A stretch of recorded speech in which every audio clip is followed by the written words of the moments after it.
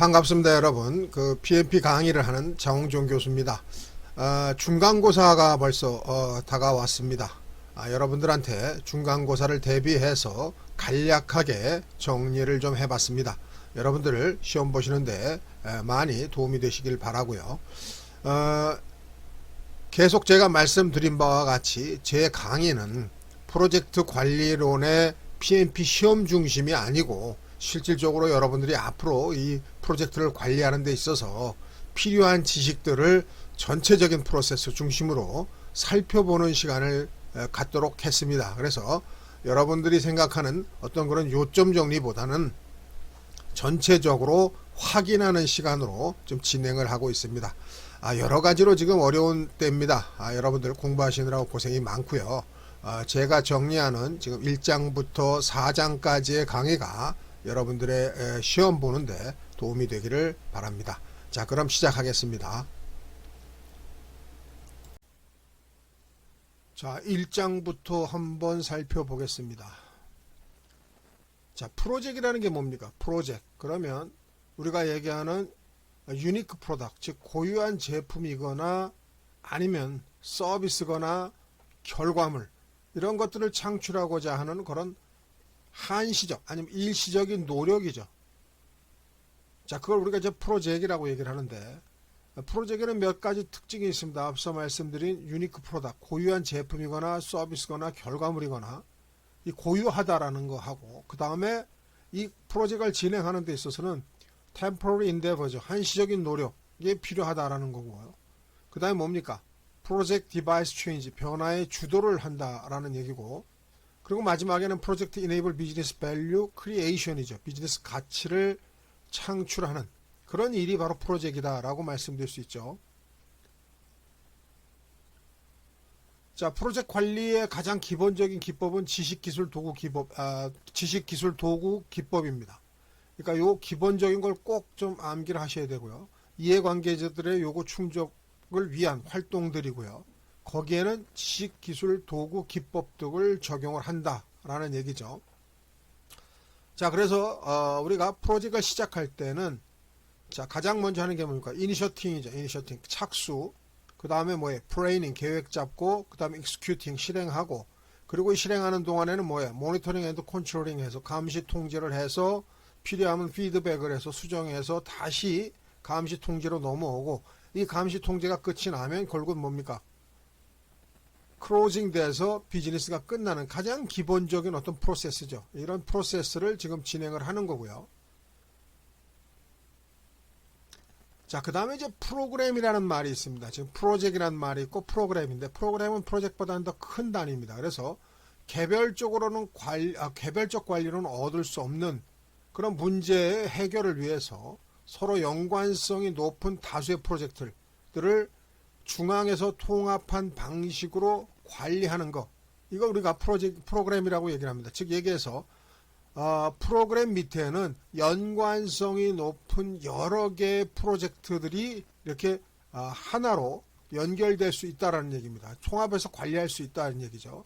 그래서 프로젝트 밑에는 뭐 서브 프로젝트가 있을 수도 있고, 아니면 뭡니까? 오퍼레이팅, 운영도 하나의 프로그램 밑에서 연관성이 있다면 이렇게 통합해서 관리할 수 있다라는 얘기고요. 그 다음에 이제 포트폴리오, 요거는 또 프로그램보다 좀 더 큰 개념이죠. 자, 우리가 얘기하는 전략적 목표, 이제 어떤 기업이 가지고 있는 전략적 목표를 달성하기 위해서 프로그램과 프로젝트를 통합해서 관리하는 것, 그걸 우리가 포트폴리오라고 얘기를 할 수 있죠. 그래서 전략 목표를 달성하기 위해서 프로젝트, 프로그램, 운영 업무들을 중앙 집중식으로 관리하는 것, 이걸 우리가 뭐라고 그러냐? 포트폴리오라고 얘기하죠. 그래서 프로그램과 포트폴리오의 차이점은 서로 연관이 없는 것도 관리할 수 있는 게 포트폴리오고요. 연관성 있는 것만 통제해서 중앙에서 통합적으로 관리할 수 있는 것은 프로그램이다 라고 얘기할 수 있습니다. 그 차이가 좀 상당히 좀 크죠. 그래서 그런 개념으로 보시면 되고요. 결국은 포트폴리오는 뭐냐? 기업이 하고자 하는 어떤 전사적 관점을 중심으로 전체적인 것을 중앙 집중식으로 관리하는 그런 개념이다. 이렇게 보실 수 있는 거고요.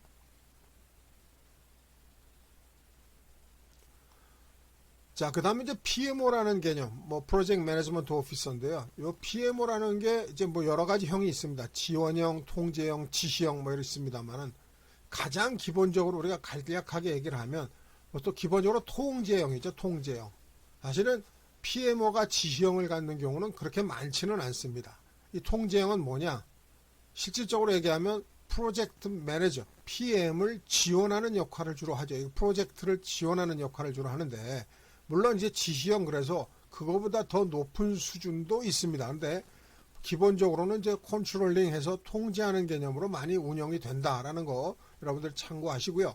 조금 살펴보고 정의를 좀 보면 프로젝트를 조정된 중앙 통제 방식으로 관리하는 데 필요한 어떤 다양한 책임을 배정받은 조직이나 주체를 우리가 PMO라고 얘기할 수 있고요. 그 역할은 프로젝트 관리를 지원하는 기능, 이게 사실은 기본적인 기능이고요. 직접 관리하고 의사결정에 참여하는 수준까지 다양한데 실질적으로 PMO가 직접적인 관리하고 의사결정에 참여하는 수준까지는 그렇게 많지 않다라는 거 여러분들 참고를 말씀을 드립니다. 당연히 지원형, 통제형, 지시형 순으로 보면 통제 권한이 가장 높은 거는 지시형이겠죠. 중앙에서 모든 걸 다 지시하고 관리하는 개념. 그게 이제 가장 그 통제 권한이 높은 개념이고요. 낮은 수준에서는 완전 지원이죠. 그 프로젝트 산출물 저장소 역할이나 아니면 요구하는 정보나 제공하고 이런 개념들 정도고요. 가장 기본적인 수준은 준수에 하나는 규정도 제시해주고 요구하는 정보도 제공하는 이제 그런 개념이고요. 다시 한번 정리해보면 지시형은 중앙 집중적 통제 또 중앙 의사결정 참여인데 이게 결국 뭐냐? 프로젝트를 직접 관리하는 개념이 포함되어 있는 그런 형이 지시형이다. 이렇게 볼 수 있다라는 얘기입니다.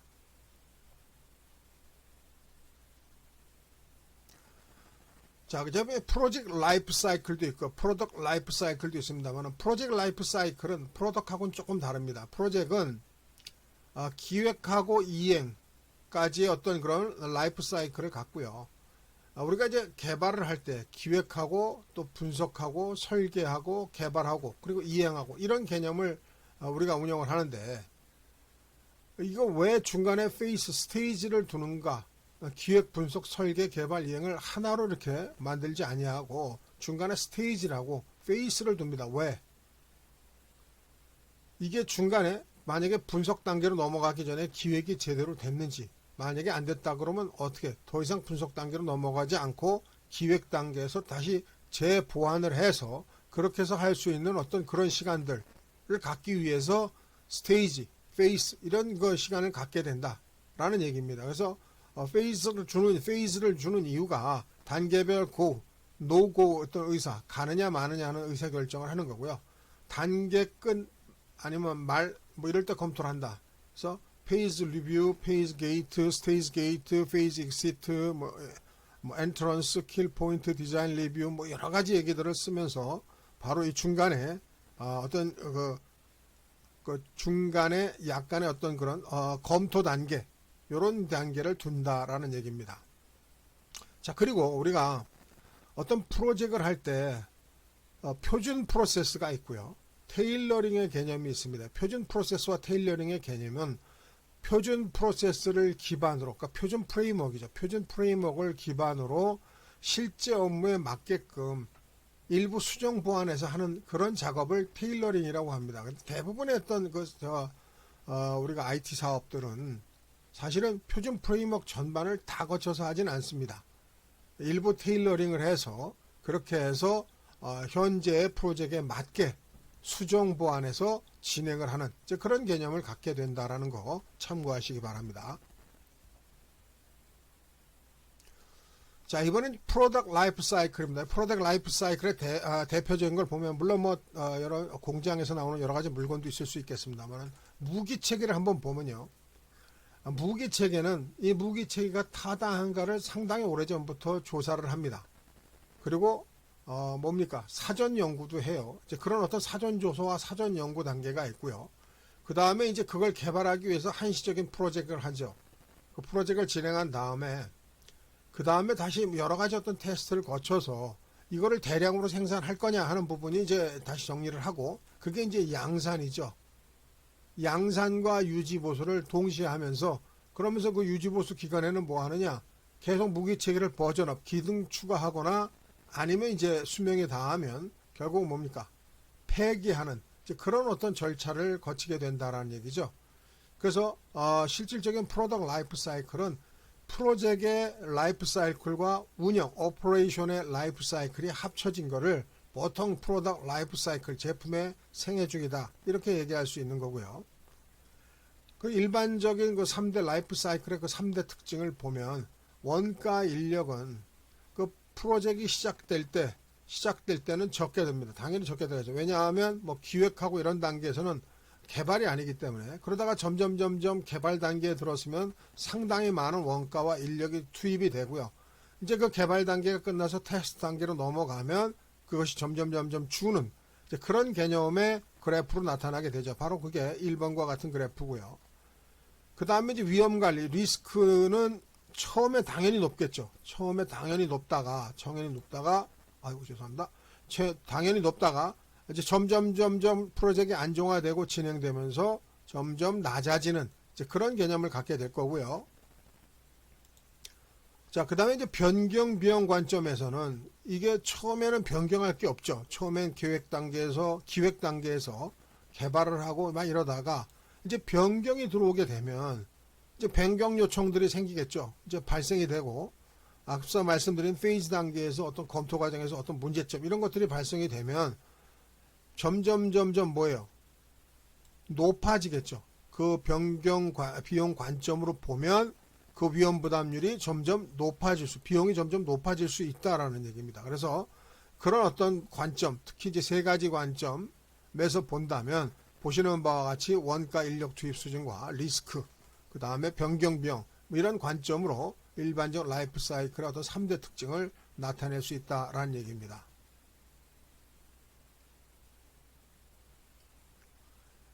자, 라이프 사이클의 유형을 좀 보면 예측형이라는 게 있습니다. 예측형. 그 다음에 반복형. 그 다음에 점증형. 그 다음에 우리가 가장 많이 얘기하는 애자일, 애답티브 방법이라고 하는 적응형이죠. 적응형. 그 다음에 이제 혼합형, 하이브리드죠. 자, 이런 개념들이 있습니다. 예측형은 이게 가장 좋은 방법일 수 있습니다. 초기에 범위 일정 원가 이런 것들을 다 완전하게 세팅을 하고 시작하는 거죠. 자, 그러면서 단계별 검증 발생 및 변화에 유연하지 못하는 이제 그런 개념이 있습니다. 이게 왜냐하면 초기에 다 픽스 해가지고 딱 거기에 맞춰서 하는 이제 그런 개념이 생기기 때문에 이게 좋긴 합니다. 이제 프로젝트 하는 사람으로서는 상당히 좋죠. 하지만 이제 단계별 검증 발생 및 어떤 변화에는 유연하지 못한 그런 단점이 있을 수가 있고요. 또 단계별 반복 피드백이 없어서 이해 및 관리가 쉽죠. 왜? 그냥 계속 쭉쭉쭉쭉 해가는 이제 그런 개념이죠. 그래서 정의가 명확할 때 쓰는 방법, 그걸 우리가 예측형 이렇게 얘기하고요. 그 다음에 반복은 뭡니까? 계속 이렇게 똑같은 것들을 반복해서 전체를 만들어가는 이제 그런 개념이죠. 초기 단계의 범위만 결정을 진행하면서 일정 원가, 또 이런 일련의 동일의 사이클로 이런 것들로 진행하는 이제 그런 개념이죠. 이제 반복형이고요. 점증형은 반복이긴 합니다만은 이런 스파이럴 이렇게 점점 커지는 개념입니다. 이게 이제 점증형이죠. 일련의 동일 사이클의 기능을 추가해서 개발을 진행하는 어떤 그런 개념이 이제 이게 스파이럴, 그러니까 나사와 같은 그런 개념으로 이제 커져 나가는 개념이 이제 우리가 인크리멘탈이라고 하는 이제 점증형인데 큰 규모의 프로젝트에 적정하고요. 그 다음에 이제 요즘 가장 많이 쓰는 방법이 맞아 어댑티브한 방법입니다. 적응형, 이걸 애자일형, 뭐 이렇게 변화주도형 이렇게 얘기합니다. 그러니까 반복과 점증, 또 그리고 민첩한 방법. 이 민첩한 방법이라는 게 뭐야? 2주에서 4주 단위로 개발을 계속 해나가는 이제 이런 개념으로 하는 방법. 그걸 이제 우리가 애자일이라고 얘기를 합니다. 그래서 한정된 원가와 일정을 고려해서 그렇게 해서 진행을 해나가는 거고요. 이게 특히 이제 애자일이 좋은 게 이제 개발을 하다 보면 이게 특히 이제 장기 개발 같은 경우, 우리가 장기 개발 같은 경우 이 변화에 계속 이제 뭐가 자꾸 이게 뭡니까? 변경 요구 사항들이 옵니다. 이런 어떤 변경 요구 사항들이 많고 환경 변화가 많이 심할 때 그럴 때 가장 적합한 방법이다. 이렇게 얘기할 수 있고요. 그 다음에 이제 하이브리드 그러면 예측형과 적응형을 조합을 해서 명확한 정의와 불명확한 정의 두 가지가 동시에 적용할 때 존재할 때 그럴 때 사용하는 방법이 하이브리드다. 이렇게 말씀드릴 수 있습니다. 자, 지식 영역. 지금 10가지의 지식 영역이 있습니다. 지금 프로젝트 통합 관리부터 마지막에 프로젝트 이해관계자 관리까지 이렇게 지금 진행이 되는데요. 자, 이 프로세스 그룹을 좀 보면, 자, 착수하고요. 계획을 수립하는 단계, 그 다음에 실행 단계, 그 다음에 감시 통제 단계, 종료 단계. 이걸 가만히 생각해 보면요. 상당히 어떤 연관성이 있고요. 다 우리가 얘기하는 체계적으로 진행이 됩니다. 그래서 통합관리 그러면 자 사업을 시작을 해야죠. 자 시작을 하기 위해서 어떻게 합니까? 계획을 잡아야 되는데 그 기획을 뭐라 그러느냐? 프로젝트 헌장 개발 프로세스, 즉 DPC라고 하는 것들을 먼저 시작을 하는 거고요. 그 다음에 뭐예요? 전체 계획을 잡아야죠. 자 이제 시작은 뭐냐 하면 자 이제 시작합니다. 그러면 시작한다고 선언을 하고 그리고 나서 뭐예요?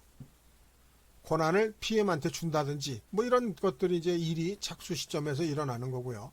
그 다음에 이제 프로젝트를 어떻게 할 것이냐는 전체적인 이제 계획이 잡혀야죠. 그래서 프로젝트 관리 계획서 개발 프로세스를 두 번째 만들어야 되고요.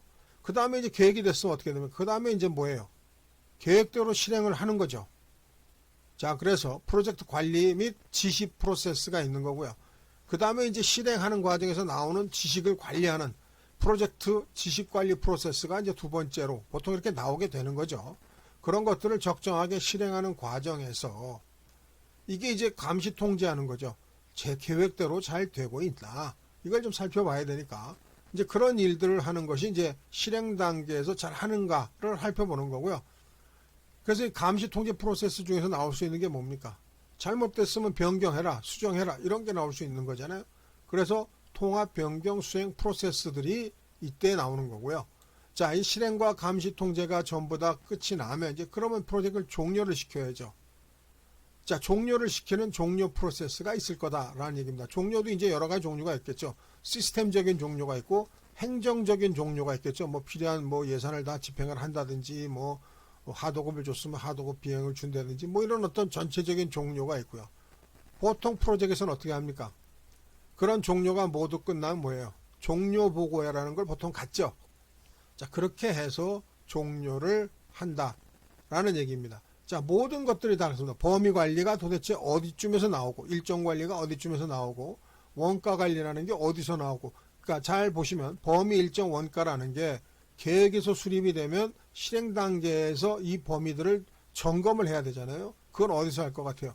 감시 통지에서 하겠죠. 이제 그런 방법으로 진행을 한다라는 얘기입니다. 이해가 되셨죠? 자, 그 다음에 이제 프로젝트 관리 프로세스 그룹과 지식 영역 간의 대응 관계인데요. 지금 뭐 이거 프로젝트 통합 관리 부분, 그 다음에 앞서 말씀드린 10가지 내역에 대한 쭉 프로세스 관리 프로세스 그룹에 대한 어떤 그런 명세입니다. 이거 한번 여러분들이 참고하시고요. 자, 밑에 13시, 결국은 10가지죠. 10가지의 지식 영역에 대해서 프로세스 관리 프로세스 그룹을 가지고 있다라는 거 여러분들이 한번 참고하시기 바랍니다. 자, 다음은 2장입니다. 2장 프로젝트가 운영되는 환경을 한번 보겠습니다. 자, 제일 처음에 봐야 되는 게 우리가 프로젝트를 하는데 가장 기본적으로 문제가 되는 환경이 뭐예요? 기업 환경 요인입니다. 이거는 내가 뭐 건드려서 만들 수 있는 부분도 아니고요. 고쳐서 해결할 수 있는 부분도 아닙니다.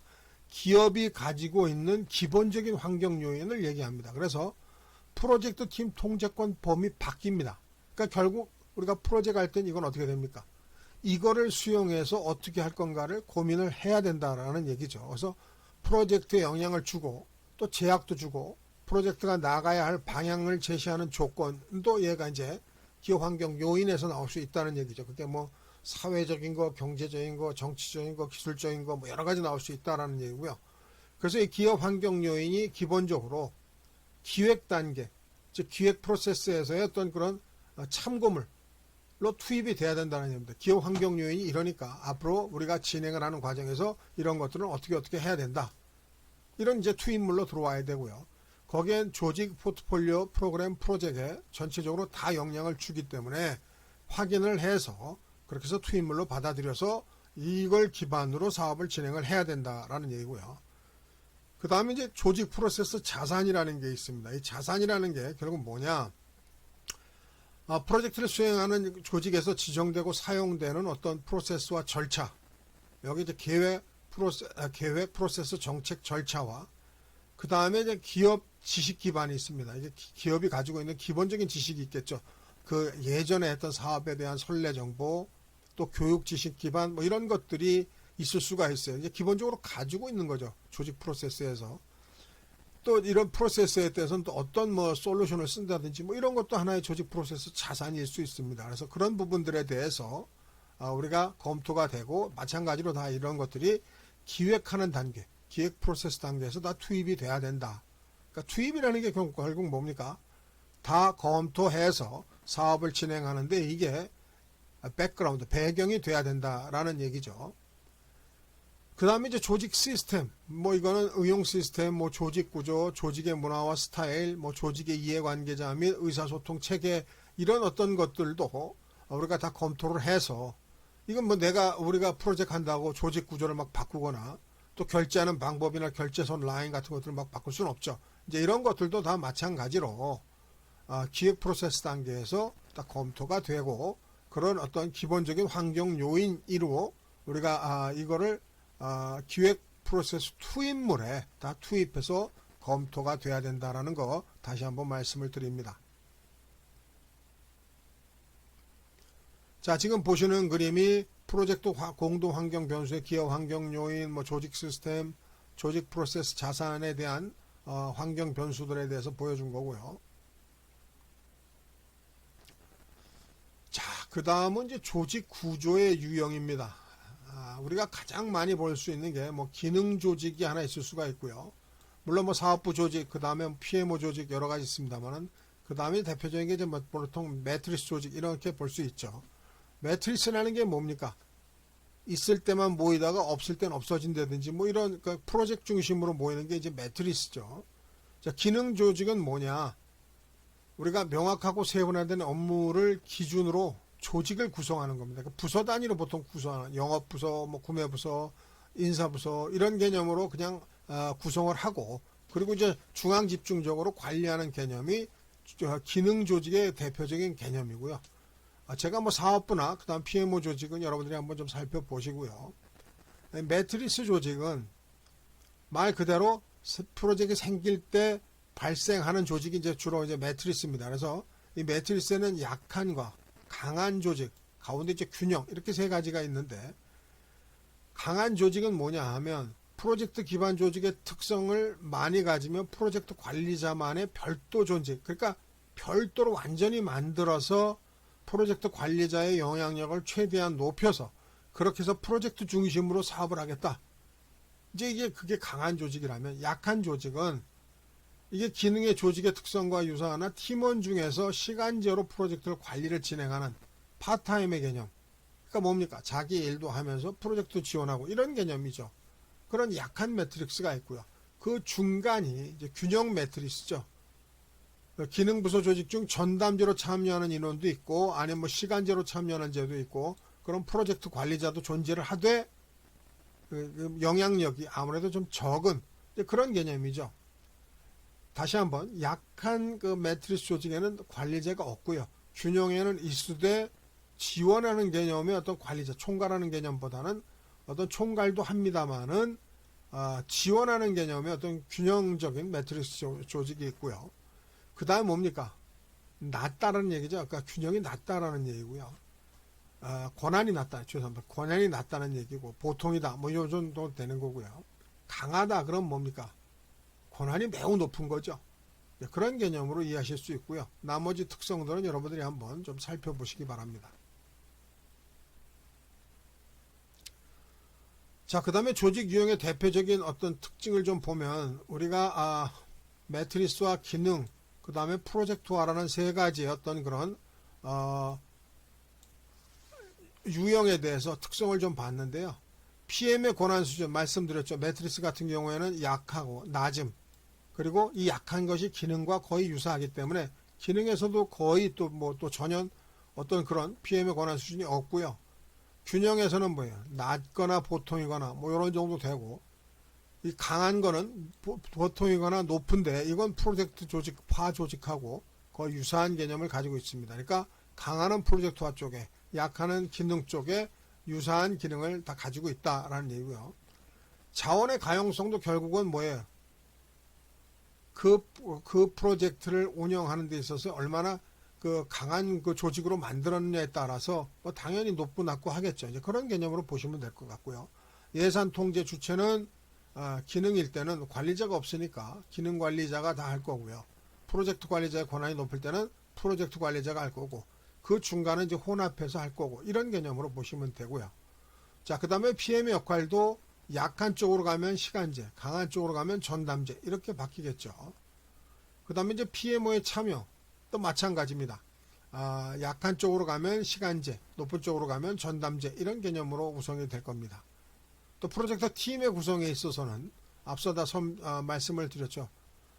프로젝트 전담 조직이 선별한 프로젝트 관리자와 다수의 어떤 그런 조직을 운영을 하는 그런 개념이 강한 조직이라면, 아까 말씀드린 대로 약한 팀은 다수의 기능 조직만 가지고, 그것도 파타임, 시간제 기능 조직만 가지고 하는 그런 개념으로 이해하실 수 있다라는 얘기입니다. 자, 그 다음에 약한 균형 강한 매트리스 조직을 우리가 한번 비교를 해보면, 말씀드렸습니다. 이거 다 거의 같은 내용이기 때문에 간단하게 보겠습니다. 약한은 기능적 조직과 같다라고 말씀을 드렸고요. 관리자의 역할도 앞서 다 설명을 드렸습니다. 또 프로젝트 관리자 직구는 약한 쪽은 기능부서 조직 중에서 하나 뽑는 거고요. 강한 조직은 뭡니까? 프로젝트 관리자에만 소속된 팀에서 이런 특별한 팀이 있으면 이제 여기서 별도로 뽑아서 전담제 운영을 한다라는 거 다 말씀을 드렸고요. 관리 오피스도 결국은 PM의 어떤 그런 역할과 동일하게 가는 거죠. 시간제 참여하냐 아니면 전담제로 하느냐, 이런 부분은 매트리스 조직이 강하냐 약하냐에 따라서 PM과 PMO는 이와 같이 따라간다, 이렇게 보실 수 있다라는 얘기죠.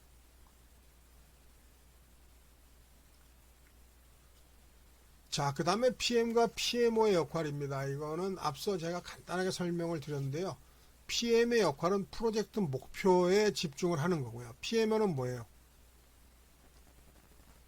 자, 똑같은 목표는 거의 유사합니다. 그러니까 사업의 목표 달성의 가능성이 높다고 판단되는 주요 프로그램의 범위나 변경 관리를 해서 요청을 하는 거죠. 그걸 요청을 해서 이쪽에서 수행할 수 있도록 지원하는 그런 개념이 이제 PMO가 하는 역할이고요. 그 다음에 지원 통제 범위는 뭐예요? 자원 통제 범위죠. 자원의 통제 범위는 프로젝트 배정된 자원을 다 통제할 수 있고요. 거기에 비해서 PMO는 뭐예요? 프로젝트에 걸쳐 공유되는 조직 차원의 어떤 활용 효율성에 최적화를 하기 위해서 운영을 한다라는 얘기고요. 그 다음에 관리 프로젝트의 범위에서는 개발 프로젝트의 제약사항 등을 이제 관리하는 거죠. 제약사항이 뭐예요? 범위, 일정, 원가, 품질입니다. 이게 가장 기본적인 제약사항이 네 가지예요.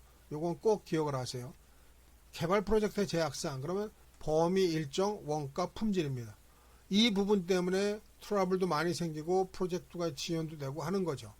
여러 가지 어려운 점도 다 이 바로 제약사항에 의거해서 만들어진다라는 얘기입니다. 그리고 관리 프로젝트 범위에서 프로젝트 관리 오피스는 프로젝트 간의 방법론, 그다음에 표준, 그다음에 전반적 리스크 및 상호 오전성 같은 것들을 관리하는 그런 개념입니다. 이건 어느 차원에서, 회사 차원에서, 전사적 차원에서 관리한다, 이렇게 이해하실 수 있다라는 얘기죠.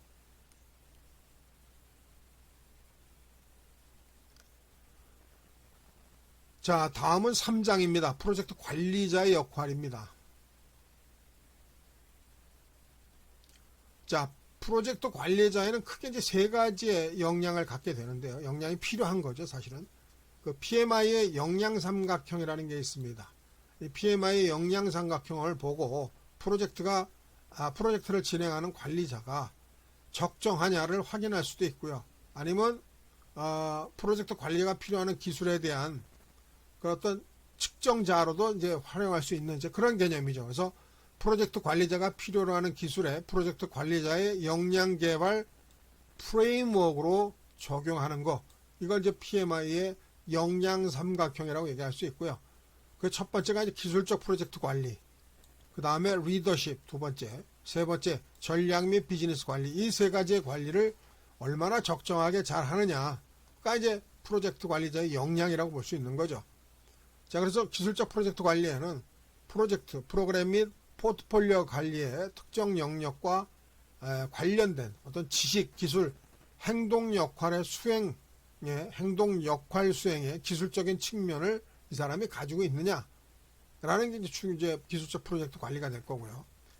그 다음에 리더십이라는 게 있습니다. 리더십이라는 건 뭐냐 하면 조직의 비즈니스 목표 달성을 돕기 위해서 팀을 이끌고 동기를 부여하고 지시하는 데 필요한 지식, 이게 리더십이죠. 그러니까 팀의 갈등을 해결도 하고 동기도, 이 프로젝트에 필요한 동기도 부여를 하고 또 지시를 했을 때 어떻게 이행해야 되는가, 이 지시라는 것이 상당히 중요하죠. 그러니까 지시하는데 어떤 방법으로 지시를 하는가, 이런 때 필요한 지식들, 이런 리더십을 얼마나 가지고 있느냐, 이게 이제 관리자 역량이고요.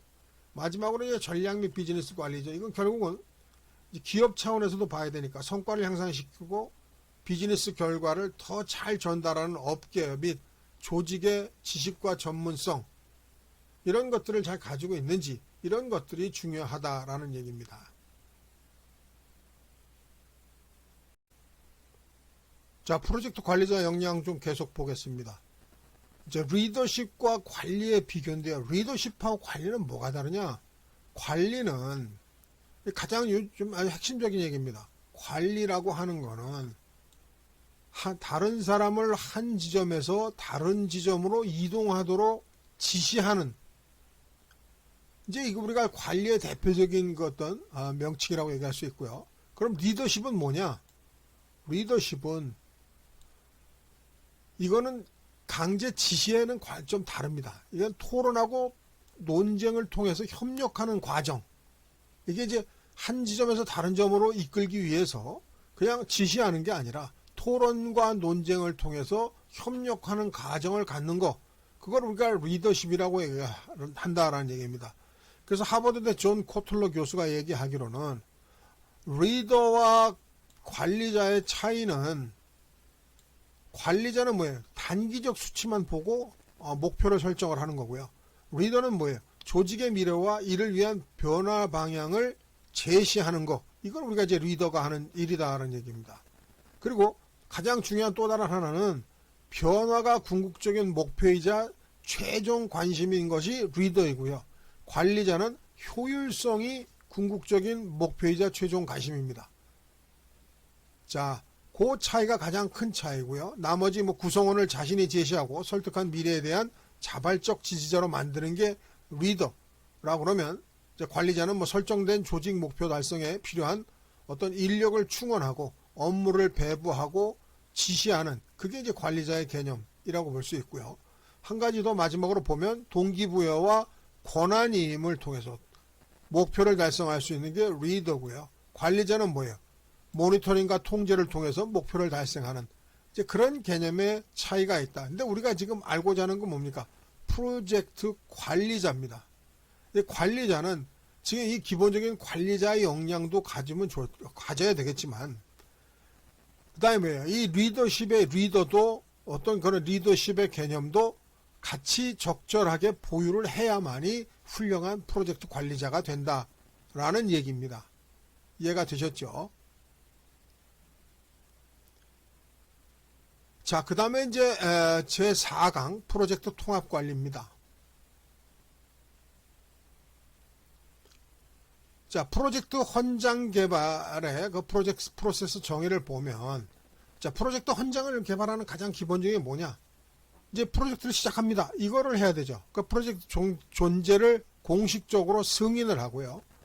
이게 이제 프로젝트 헌장을 작성하는 기본적인 목적이고, 그 다음에 프로젝트 관리자에게 이제 네가 이제 프로젝트 해라라고 얘기하는 프로젝트 활동에 조직의 자원을 적용할 수 있는 권한, 이런 권한을 부여하는 게 이제 프로젝트 헌장 개발의 기본적인 목표고요. 목적이죠. 목적이다라고 보면 됩니다. 그러니까 첫 번째가 뭐예요? 이제 프로젝트 존재를 승인하고 이제 시작합시다. 시작합니다. 시작하시오. 뭐 이렇게 얘기할 수 있는 거다라는 얘기고요. 그다음에 그러려면은 네가 관리자를 하고 이제 네가 알아서 다 해서 이제 진행을 해라. 이렇게 얘기하는 것이 프로젝트 헌장 개발의 기본이다라는 얘기입니다. 거기에 투입하는 것들이 있죠. 그 투입 뭐예요? 프로젝트 목표에 관련된 것들을 투입을 시켜야 된다. 그래서 비즈니스 케이스, 편입관리 계획서, 그 다음에 협약서. 이 편입관리라는 게 뭡니까? 어떤 경영적인 측면에서 어떤 이득이죠. 이익.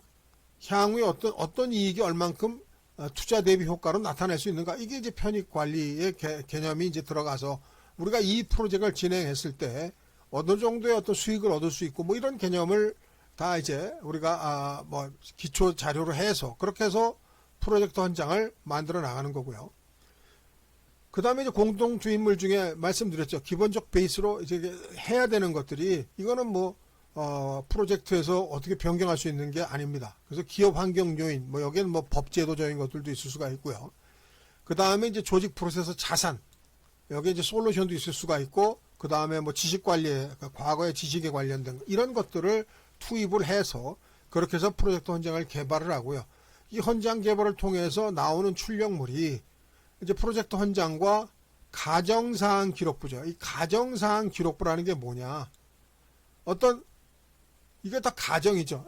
이게 전략적 가정 및 제약, 어떤 제약이 있을 수 있다. 상위 수준에서 어떤 제약이 있고 어떤 가정이 있을 수 있다라는 사항을 먼저 이제 작성을 하고 또 프로젝트 생애 주기도 이제 가정을 하는 거죠. 가정을 한다라는 게 뭡니까?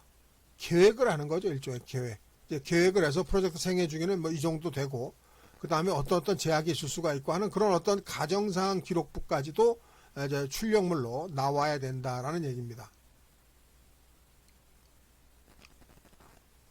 자, 간단하게 좀 보면 투입물, 앞서 말씀드렸습니다. 헌장 개발에 투입되는 관련 문서들은 다른 프로세스의 산출물이 아닌 외부에서 입력되는 문서다. 요 외부에서 입력되는 문서라는 건 뭐예요? 꼭 이 프로젝트가 아니더라도 기본적으로 회사가 확인하고 가지고 있는 그런 자료들이 대부분일 수 있고요. 이 프로젝트를 위해서 하는 게 뭡니까? 편익 계산, 이런 어떤 것들은 또 할 수가 있죠. 목표 편익, 그 다음에 편익을 위한 어떤 기간, 뭐 편익을 위해서 측정 지표, 또 편익 관리하는 것들은 이제 미리 만들어져 있는 거고요. 이제 이런 것들이 확정이 나야 실질적으로 프로젝트를 진행을 하는 거죠. 자, 그래서 비즈니스 문서를 보면 비즈니스 케이스가 있습니다. 비즈니스 케이스에는 투자 타당성 검토가 이제 가장 큰 겁니다. 투자 타당성이 이게 투자 대비 효과가 있냐, 없냐, 이걸 검토할 수 있는 어떤 문서들이 있어야 되는데, 그래서 비즈니스 요구와 편익 분석을 통해서 제공을 하는 이제 그런 개념의 비즈니스 케이스 문서가 투입이 돼야 되고요. 앞서 말씀드린 편익 관리 계획서가 필요하다라는 얘기입니다. 여기에는 이제 성공 실현을 위해서 어떤 목표 편익, 조직이 달성해야 되는 목표 편익, 편익을 실현을 하기 위한 기간, 또 실현된 편익을 표시할 측정 지표, 편익 책임자, 이런 부분들이 다 표기가 돼야 된 그런 이제 목표 관리, 편익 관리 계획서가 참고로 있어야 된다는 얘기고요. 그 다음에 이제 사업 타당성 검토가 다 돼야죠. 사업 타당성 검토할 때 뭡니까? 환경, 기술, 시장성, 경제성, 민감도, 뭐 이런 것들이 다 분석 평가가 돼야 되고요. 그 다음에 환경 분석, 뭐 시장 분석, 기술 분석, 우리가 MPV, IRR, PP, 이런 경제성 분석, 그 다음에 재무적 지표, 민감도 분석, 이런 분석들이 다 문서로 들어와야 된다라는 얘기입니다. 그래 어떻게 됩니까? 사업의 타당성, 이 사업을 과연 내가 투자해서 할 만한가를 검토할 수 있는 거죠. 그 다음에 이제 협약서가 있습니다. 이제 당사자 사이, 그러니까 구매자와 판매자 사이에 어떤 자율적으로 협약한 내용의 문서들이 이제 있으면 뭐 당연히 있을 거라고 봅니다만은 있으면 비즈니스 투입물로 프로젝트 현장 개발의 투입물로 들어와야 되고요. 이런 것들도 다 확인을 해서 결론적으로 얘가 하는 일은 뭐냐.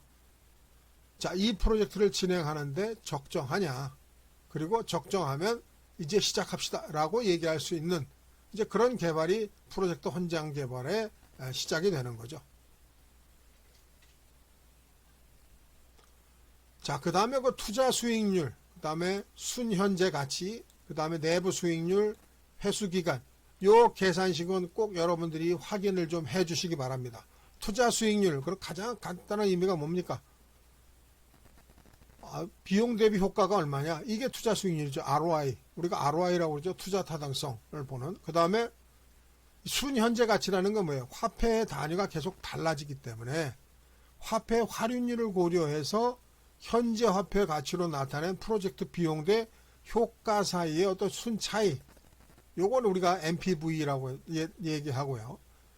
그 다음에 이제 내부 수익률 IRR입니다. 이거는 뭐 예정 프로젝트의 어떤 현금 흐름에 대비해서 투자에 따라 발생돼야 할 수익, 또 장애율과 직접 비교할 수 있는 투자 수익률을 이자율로 예측한 그런 개념입니다. 그래서 이걸 의미가 뭐냐 하면 리스크 감수 여부를 판단하기 위한 연단위 기대 수익의 규모를 우리가 IRR이라고 얘기할 수 있고요. 이 IRR은 뭐냐? 투자 규모와 투자 금액 회수 기간을 고려하지 못하는 그런 단점이 있습니다. 그래서 PP라는 것까지는 합니다. 페이백 피리오드라고 하는 그 누적 효과가 누적 비용을 초과해서 프로젝트가 손익분기점에 도달할 때까지 어떤 시간을 얼마나 걸리는지를 다 검토해서 이런 것들이 이제 나타나야 되는데 회수기간이라는 게 결국 뭡니까? 투자해서 효과를 얻어서 우리가 뭐 수익이 나는 거죠. 그래서 이게 또 처음부터 수익이 나는 게 아니고 뭐 몇 년 뒤부터 어떤 비용이 이제 얼마큼 효과가 난다. 이런 흑자 전환 시점 같은 것들이 나올 수 있는 거죠. 이제 이런 것들이 다 투입돼서 프로젝트 현장 개발에 우리가 검토가 돼야 된다라는 얘기입니다. 자, 기업 환경 요인은 뭐 다 말씀드렸고요. 기업 환경 요인은 뭐 우리가 PMbook 49개 프로세스에 전부 다 이게 기업 환경 요인이 기본적으로 베이스로 들어가게 되는 거고요. 이건 뭐 다 말씀드렸던 내용이고요. 그 다음에 조직 프로세스 자산도 당연히 들어가야죠. 그래서 프로세스와 절차, 그 다음에 조직 기반의 어떤 지식 이런 것들이 기본적으로 다 포함이 돼야 되는 것들이다라는 얘기입니다. 자, 그 다음에 프로젝트 현장 개발의 도구 및 기법은 사실은 현장 개발에 뭐 특별한 도구나 기법은 많지 않습니다. 그래서 프로젝트 착수부터 종료까지의 어떤 보조관리 계획서나 기준선과 같은 어떤 중요 문서 산출의 어떤 공식적 의미를 부여할 수 있는 전문가 판단 기법 사용이 가장 기본적인 그 어떤 도구 기법이고요. 그 다음에 이제 프로젝트 시작이니까 데이터를 수집하는 거.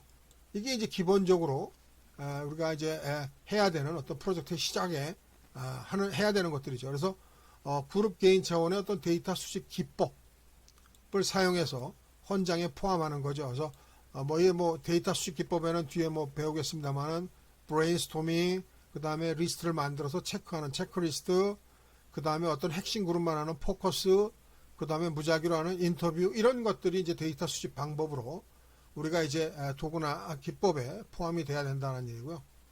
그 다음에 대인관계 및 팀 기술에 관련된 것들도 프로젝트 현장 개발에 들어가야 된다는 얘기죠. 그래서 조직 간의 이해상충이 있을 때 어떻게 갈등을 관리하고 또 있던 프로젝트를 어떻게 촉진시키고 그다음 회의 관리는 어떻게 하고 이런 것들이 도구 및 기법으로 나와줘야 된다라는 얘기입니다. 이해가 되셨죠? 그리고 이제 산출물 쪽에는 프로젝트 현장 뭐 당연히 나와야 되겠죠. 프로젝트 현장은 누구한테 보고를 하느냐, 누가 만드느냐, 이게 좀 중요합니다. 누가 만드느냐, 이거는 프로젝트 스폰서나 프로젝트 관리자에 의해서 만들어져야 되고요. 그리고 이 프로젝트 바로 헌장을 통해서 프로젝트 시작을 이제 알려주는 거고 승인을 하는 거고 또 여기에 따른 재정 지원도 받을 수 있는 거죠. 이제 그런 개념으로 프로젝트 헌장이 만들어지는 거고요. 그다음 앞서 제가 플로우를 통해서 말씀드렸습니다만은 가정사항 기록부라는 게 있습니다. 그래서 프로젝트 라이프 사이클 전체에 어떤 발생 가능한 가정, 또 제약 이런 사항들을 기록하는 그런 기록부가 또 만들어져야 된다라는 얘기입니다.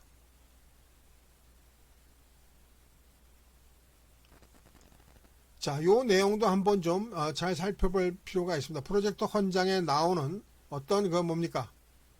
목록이 지식 영역 어디에 지금 들어가 있는지도 한번 잘 여러분들이 눈여겨서 봐주시기 바랍니다.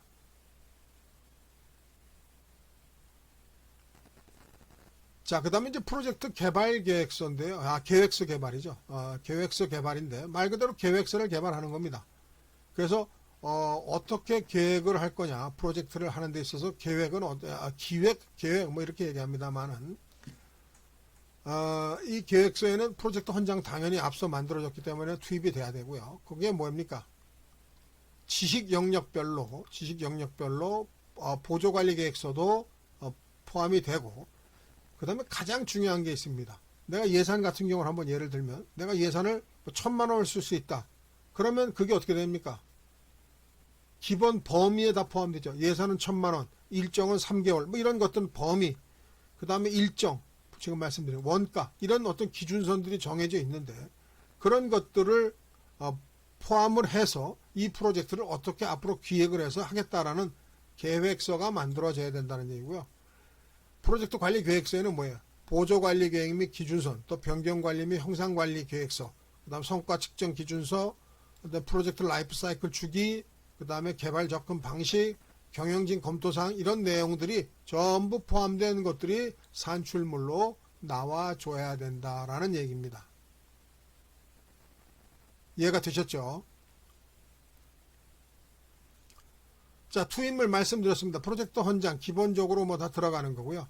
그 다음에 다른 프로세스의 산출물들이 들어갈 수가 있습니다. 예를 들어서 지식 영역 제5장 프로젝트의 범위관리서부터 그 다음에 13장 관계자를 어떻게 관리할 거냐 하는 그 관리까지 산출되는 기획 프로세스 산출물인 또 기준선, 또 지식 영역 보조관리 계획서, 이런 것들이 통합해서 프로젝트 관리 계획서에 투입물로 들어와야 된다라는 얘기고요. 그 다음에 이제 프로젝트 산출물에, 다른 프로젝트 산출물에 어떤 업데이트 시점이 있을 수가 있는데 그게 뭐냐 하면 5장에서 13장까지의 프로세스 관련된 어떤 변경 요청이 있을 때, 이럴 때는 이게 4.6절에 나옵니다. 통합 변경 통제 수행을 통해서 또 승인, 또 기각, 이런 어떤 것들에 대한 히스토리 관리가 승인되면 재작업과 이력 관리를 해서 업데이트가 돼야 되는데, 이런 업데이트 시점 관리에 대해서도 프로젝트 계획서 이거 어떻게 하고 어떻게 변경 통제를 하고 하는 그런 기본적인 어떤 시점들이, 업데이트 시점들이 또 산출물로 만들어져야 되는, 투입물로 들어와야 되는, 투입물로 들어와야 되는 그런 개념이 있고요. 그 다음에 이제 기업 환경 요인에 이제 뭐 이거는 기본적으로 다 들어간다고 말씀드렸죠. 조직의 외부 환경, 내부 환경, 이거 다 기본적으로 어디든지 다 들어갑니다. 그래서 기업 환경 요인이 들어간다는 거 기억을 하시고요. 자, 그 다음에 조직 프로세스 자산, 이것도 마찬가지로 기본적으로 투입이 되는 거고요. 자, 그 다음에 이제 도구 및 기법 부분에 있어서는, 자, 우리가 헌장하고 거의 유사합니다. 전문가 판단, 데이터 수집, 대인 관계 및 팀 기술, 그 다음에 뭡니까? 팀 관리 기술이겠죠. 그 다음에 회의 방법, 회의 방법이라기보다 회의죠. 이 회의는 뭐냐 하면, 개발 계획서를 만들기 위해서 킥오프 미팅 같은 거, 우리가 뭡니까? 스타트 할 때 보통 하는 게 킥오프 미팅이죠. 그래서 시작한다라는 어떤 미팅을 하는 이제 그런 개념의 회의를 통해서 우리가 만들어지는 도구를 써야 되는 그런 개념이고요. 자, 이런 것들을 통해서 나오는 산출물이, 자, 보시는 바와 같이 프로젝트 관리 계획서가 나온다라는 얘기고요. 거기에 이제 프로젝트 관리 계획서에 꼭 포함되어야 되는 게 뭐예요? 프로젝트에 선정된 생애 주기와 각 단계 적용 프로세스, 그 다음에 이제 관리팀에서 조정된 작업 계획 결과물, 또 마지막이 아닙니다. 프로젝트 목표를 달성하기 위한 작업의 실행 방법, 변경 관리 계획서, 형상 관리 계획서 이런 것들이 다 포함돼서 그렇게 해서 산출물이 나와야 되고요. 그 다음 뭡니까? 프로젝트 기준선의 무결성을 유지하기 위한 방법 이런 것들이 어떻게 해야 된다라는 또 설명 정도죠. 아직 계획이니까 아직 그런 개념이고요. 또 이해관계자들 사이의 의사소통 요구 및 방법 이런 것들이 계획서 내에 다 포함돼서 산출물로 나와야 된다 이런 얘기입니다.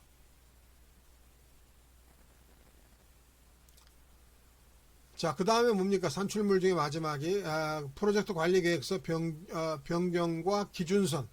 이건 가이드라인을 정하는 거죠. 자, 원가 기준선은 어디, 일정 기준선은 어디, 범위 기준선은 어떻게, 성과 기준선은 어떻게 이런 어떤 가이드라인을 계획서 내에 산출물로 더 만들어내야 된다라는 얘기입니다. 이해가 되셨죠? 자, 변경하고 가장 위험 부담이 클 수 있고 어려운 것이 뭡니까? 원가, 일정, 범위, 그 다음에 뭡니까? 성과. 이 네 가지입니다. 요거에 대해서는 어떤 가이드라인이 있어야 되고 거기에 못 미쳤을 때는 그럼 어떻게 됩니까? 다시 수정 보완해야 되는 감시 통제를 통해서 그런 개념이 만들어질 수 있다는 얘기죠.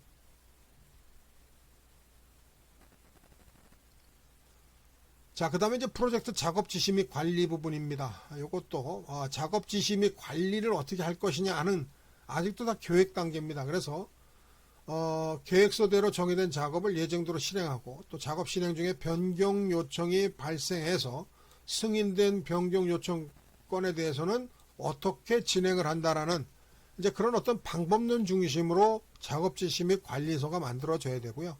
거기에 투입물로는 프로젝트 관리 계획서, 그 다음에 승인된 변경 요청, 뭐 이런 것들이 투입물로 들어오면 그러면 어떻게 됩니까? 산출물로는 프로젝트 작업 수행 산출물이 나올 거고요.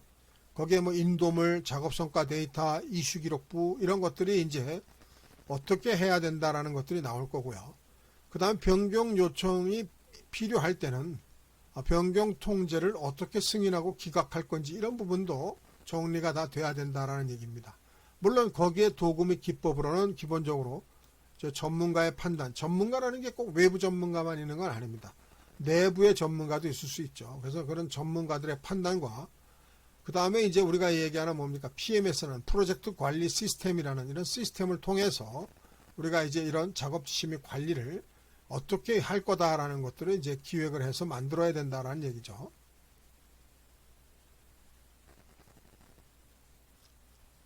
자, 투입물 말씀드렸습니다. 프로젝트 관리 계획서, 프로젝트 문서, 승인된 변경 요청 이건 뭐 계속 발생하는 것들이니까요. 변경 요청을 어떻게 진행할 거다라는 것만 이 장에서 표기를 하는 거고요. 그 다음에 기업 환경 요인, 조직 프로세스 자산 이게 다 기본적으로 투입이 되는 거고요. 그 다음에 도구 및 기법으로는 말씀드렸습니다. 전문가 판단, 그 다음에 PMS, 프로젝트 관리 시스템이죠. 프로젝트 매니지먼트 시스템이라고 하는 정보 시스템. 그 다음에 이제 회의는 킥오프 회의, 아니면 뭐 기술, 스프린트, 아니면 반복 기회의 회의, 스크럼 데일리 스탠드업, 뭐 운영위원회, 문제 해결, 뭐 진행사항 업데이트, 그 다음 뭐 회고, 이런 어떤 회의 방법론에 대해서도 여기에 명기를 통해서, 이런 회의 방법론을 통해서 어떤 것들을 산출물을 만드는데, 뭡니까? 백그라운드, 백데이터로서 써야 된다. 이런 얘기죠. 그라운드가 아니라 백데이터입니다. 백데이터로서 이런 걸 통해서 작업 지시 및 관리를 어떻게 할 거라는 거를 우리가 도구를 써서 이런 방법론을 써서 진행을 해야 된다라는 얘기고요. 자, 그 다음에 산출물은 뭐예요? 인도물. 인도물은 이제 어떻게 받을 것이다. 그래서 고여 검증할 수 있는 제품 결과물 서비스 수행 능력에 따라서 어떻게 검증하고 인도물을 받을 것인가 이런 부분이 정리가 돼야 되는데 요거 이제 8.3의 품질 통제하고도 다 연계가 되어 있는 얘기고요. 그 다음에 이제 작업성과 데이터. 이 작업성과 데이터라는 게 뭡니까? 작업을 수행하는 과정에서 생성되는 가공되지 않은 원시 관측치나 측정 값들을 이제 우리가 확인을 해야 되기 때문에 이런 것들을 이제 어떻게 할 것이다. 어떻게 해야 된다라는 것이 이제 이런 작업 지시 및 관리 부분에 나와야 되고요. 그 다음에 이슈도 어떻게 기록을 한다라는 거, 그 다음 변경 요청은 어떻게 하고, 앞서 말씀드린 대로 승인과 기각은 어떻게 한다라는 얘기고요. 그 다음에 프로젝트 관리 계획서는 또 어떻게 업데이트를 한다. 또 프로젝트 기준과 지식 영역 기획 단계에서 산출된 보조관리 계획서가 뭐 주로 대상이 되겠습니다만은, 이런 어떤 업데이트에 대한 관련된 것들, 이런 것들에 대해서 산출물로 나와줘야 된다라는 얘기입니다. 자, 그 다음에 산출물에는 프로젝트 관리 문서 업데이트가 있을 수가 있고요. 자, 조직 프로세스 자산도 추후에 이걸 다 업데이트, 이제 프로젝트가 끝났을 때 얘기입니다. 이제 그러면 이제 중간중간에 나오는 어떤 그런 것들에 의거해서, 산출물에 의거해서 자산도 업데이트 할 필요가 있으면 업데이트를 해야 되는 그런 일들에 대한 작업 지시 및 관리 방법론, 이런 것들이 나와줘야 된다는 얘기죠. 자, 그 다음에 이제 프로젝트 지식 관리입니다. 지식 관리라는 것도 지금은 기획 단계입니다. 그러니까 뭐예요? 어떻게 지식 관리를 하느냐, 또 어떤 것들을 지식으로 보고 어떻게 운영하느냐, 이런 것들을 여기서 결정을 하는 거죠. 그래서 이전 조직의 지식을 활용해서 프로젝트 결과를 산출하거나 개선, 또 프로젝트 진행 간에 습득된 지식으로 조직의 운영 업무, 향후 프로젝트 및 단계를 지원하는 어떤 프로세스가 될 거고요. 그래서 지식 흐름들을 보면 지식관리 대상을 어떻게 제공받을 거냐, 거기에 이제 교훈관리대장, 인도물, 뭐 이런 것들을 투입물로 들어와서, 그렇게 해서 교훈관리대장은 어떻게 할 거고, 그 다음에 변경통제 수행에 대한 어떤 것들이 산출물로 나와줘야 된다라는 얘기죠. 그래서 교훈관리대장에는 단계 또는 프로젝트 종료 시점에서 작성을 하는데, 이런 작성은 어느 교훈을 어떻게 작성을 하는가, 이런 것들이 이제 정리가 돼야 되고요. 그 다음에 OPA 내 교훈 저장소에 이관을 해서, 그렇게 해서 우리가 추후 다른 사업이 있으면 이제 이걸 또 다시 지식으로서 또 받아들이는 얘기죠. 그 다음에 변경 통제 수행에 있어서도 뭐 프로젝트 관리 계획서에 또 지식 관리에 관련된 것들은 또 업데이트를 하고요. 당연히 이때도 이제 조직 프로세스 자산을 업데이트 해야 되는 이제 그런 개념으로 어떻게 진행한다라는 개념으로 정리가 돼야 된다는 얘기죠.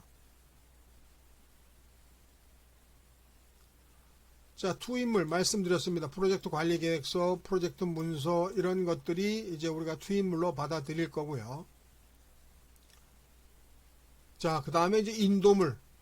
자, 인도물에는 뭐 유형과 무형, 또 사용자 유형, 일반 사용자, 전문가, 실문자, 경영진에 따라서 또 지식관리 수준 및 작성 양식이 달라질 수 있습니다. 그래서 이런 것들에 대해서는 어떻게 인도물을 받고 어떤 것들로 어떻게 작성을 하느냐, 이런 어떤 지식관리의 개념에 어떤 투입물이 들어와야 된다는 얘기고요.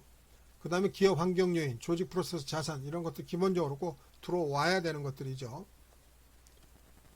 자, 도구 기법에는 전문가 판단, 그 다음에 지식관리.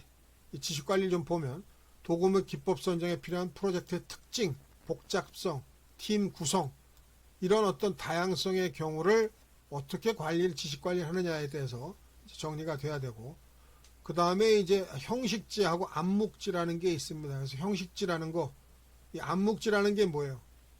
사람의 머리에만 있는 거죠. 그 머리에만 있는 걸 어떻게 뽑아내서 형식지화하느냐, 이런 부분들이 이제 어떻게 한다. 또 이런 대화와 교류를, 암묵지를 알아내기 위해서 어떻게 한다라는 이제 뭐 그런 개념들의 도구와 기법들을 우리가 이제 활용을 해야 되고, 그 다음에 뭐 형식지도 공유를 해서 그렇게 해서 정리를 하는 거죠. 자, 산출물은 간단합니다. 교훈관리대장이 있을 수가 있고요. 프로젝트 관리 계획서가 업데이트가 될 수가 있고, 조직 프로세스 자산이 업데이트가 될 수 있습니다. 그래서 이 지식관리 부분에 있어서는 현재는 없지만 향후 진행해 가면서 계속 쌓일 수 있는 거죠. 이제 그런 어떤 계획을 잡고 또 만들어지면 계속 실행을 하고, 이런 개념으로 이루어지는 거죠.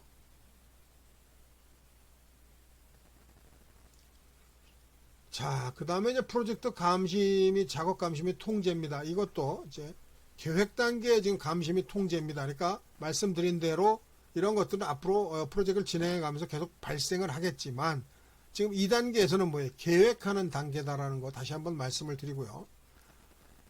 범위, 일정, 원가 기준 내에 프로세스 목표 달성을 하기 위해서 프로젝트 관리 계획서와 프로젝트 작업 성과를 비교해 가면서 프로젝트 진행 현황을 추적 검토 보고하는 프로세스입니다. 그 프로세스를 우리가 이제 작업 감시 통제라고 얘기할 수 있고요. 이제 이런 것들은 지금은 계획을 잡는 단계고 프로젝트를 진행하는 다른 지식 영역에서 만들어지는 이제 그런 개념으로 보실 수 있다라는 얘기죠. 그래서 여기에 투입물로는 프로젝트 관리 계획서, 협약서, 그 다음에 원가 일정의 어떤 그런 예측치 이런 어떤 작업 수행 계획이 들어갈 거고요. 그 다음에 이제 계속 진행되면서 작업 성과 같은 정보들도 계속 쌓이게 될 거고요. 자, 거기에 우리가 이제 비용 편익 분석, 획득 가치 분석, 의사결정 이런 것들을 우리가 도구로 삼아서 도구로 추진을 해서 결론적으로 작업 성과 보고서와 변경은 계속 그 통제 수행이 나옵니다. 변경 통제 수행이 이루어질 수 있다라는 얘기입니다. 이해가 되셨습니까? 자, 투입물 좀 살펴보겠습니다. 프로젝트 관리 계획서 말씀드렸고요. 그 프로젝트의 모든 지식 영역 검토 목적으로 이 계획서가 들어가는 거고요. 자, 그 다음에 프로젝트 관리 계획서 실적과 비교하는 어떤 계획 정보를 기준으로 운영을 하기 위해서 이 계획서가 다 들어가야 된다는 얘기. 처음에 계획된 대로 잘 진행이 되려면 계획서가 다 있어야 되겠죠. 이제 그런 계획서가 투입물로 들어와야 되고요. 그 다음에 이제 특히 이제 감시나 통제하려고 하면 뭡니까? 계획 대비 실질적으로 진행이 됐는지 이걸 해야 되니까 당연히 계획서가 들어가야 된다는 얘기고요. 그 다음에 이제 프로젝트 문서, 변경 요청 사유의 참고 문서들이 이제 쭉 들어가야 되고요. 작업 성과 보고서에 관련된 부분이 쭉 들어가고, 그 다음 협약서, 기업 환경 요인, 조직 프로세스 자산 이런 부분들이 다 투입물로 들어와야 된다라는 얘기입니다. 자, 도구 기법은 말씀드렸습니다. 전문가 판단, 데이터 분석, 의사결정, 회의 뭐 이런 걸 통해서 우리가 작업 감시 및 통제 방법론에 대해서 결정을 하고, 그리고 이제 그것을 우리가 사업을 진행하면서 계속 그 통제대로 처음에 계획대로 확인을 하는 그런 일들을 하는 거고요. 필요에 의해서 회의도 진행을 해야 되는데 어떤 회의를 진행하고 또 결정을 할 때는 어떤 방식으로 결정을 할 건가 이런 부분들이 고려가 돼서 운영이 돼야 된다는 얘기고요.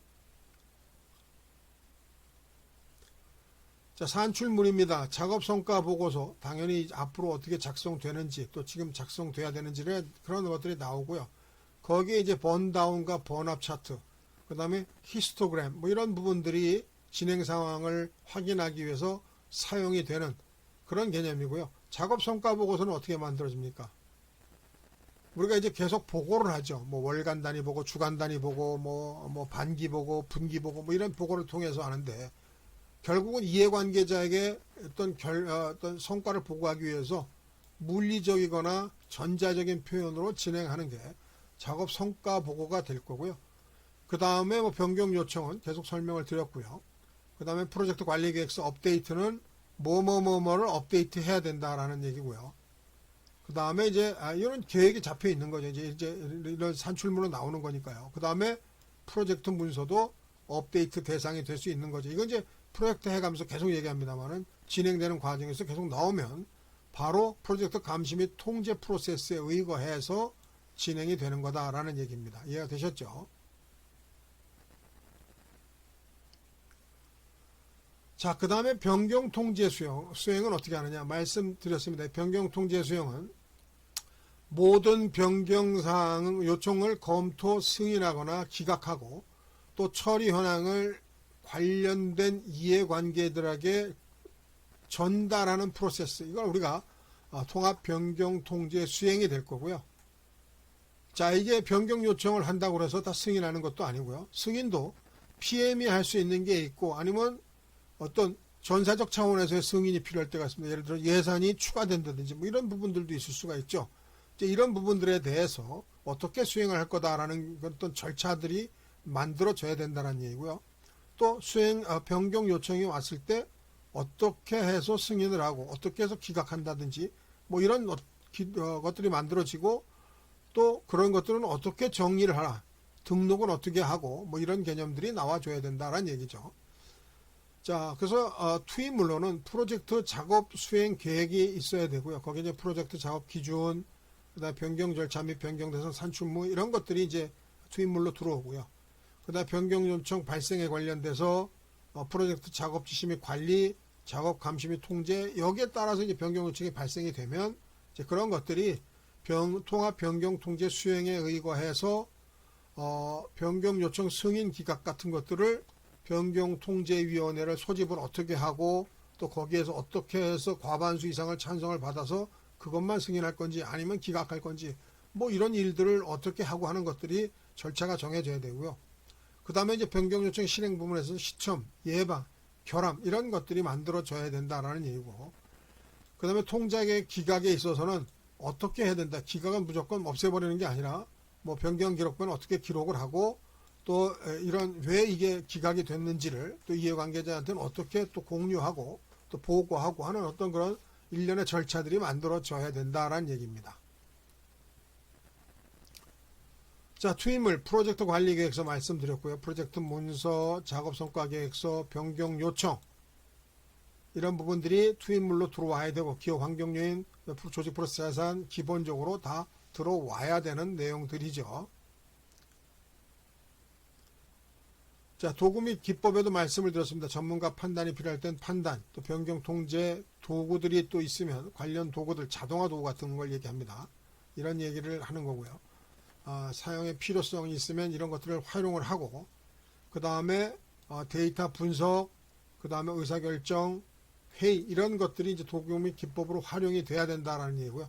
다시 한번 말씀드리지만 이거는 4-6절에서만 쓰는 게 아니고 10가지의 지식관리 영역에서 전부 다 활용을 해서 필요한 부분에서 이런 것들을 운영을 하는 그런 개념을 여기서 정의를 하는 거다라는 거 다시 한번 말씀을 드립니다. 자, 그 다음에 산출물로는 승인된 변경 요청, 또 뭡니까? 프로젝트 관리계획서 업데이트, 그 다음에 프로젝트 문서 업데이트. 이것도 마찬가지로 프로젝트를 진행하는 과정에서 계속 만들어지는 거고요. 또 끝이 나면 전체적으로 이런 것들이 다 변경이 돼야 되는 그런 개념이 되겠죠.